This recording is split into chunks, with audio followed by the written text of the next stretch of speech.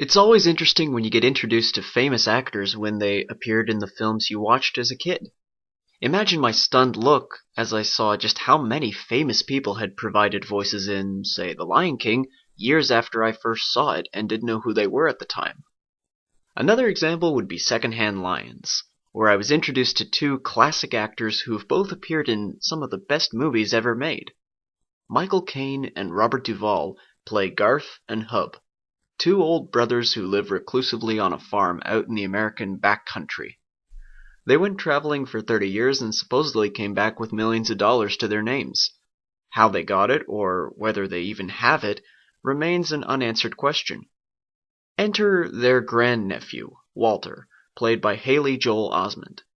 Walter's a very shy, quiet boy whose mother constantly chases down fortunes at the expense of raising her own kid. She drops him off at the home of her uncles, suggesting that Walter try and find out about the money, and maybe even get into their wills. When they get to the farm, the two brothers are busy hunting for fish with shotguns. The movie follows Walter as he and his uncles learn to live with each other, and we get to see just how eccentric these two are. We also see how much these two are badgered by their gold-digging family, who want the millions of dollars when these two pass away.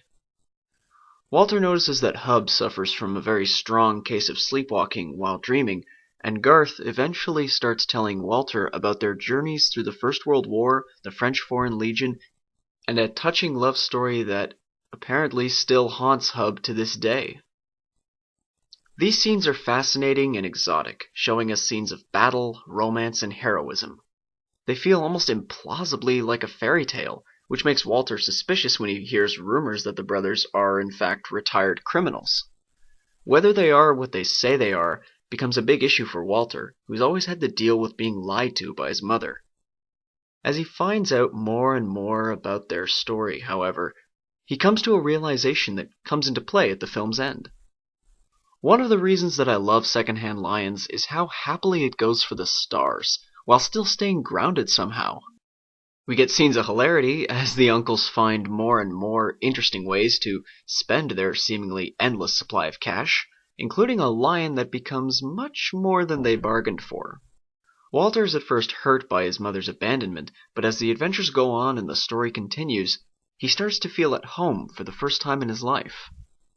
The movie's filled with a whimsy and heart that you don't often see in movies nowadays. The uncles are eccentric and played wonderfully by these two old thespians, and Haley Joel Osment gives one of his best performances as Walter. We get a great soundtrack from Patrick Doyle, we have a fascinating story, and it ends on a very touching note. The movie's not a kids' movie. It's a movie that the family can all get behind and watch together, much like the classic Disney films. And it's a great way for kids to be introduced to the men who have been named as two of the best actors of their generation.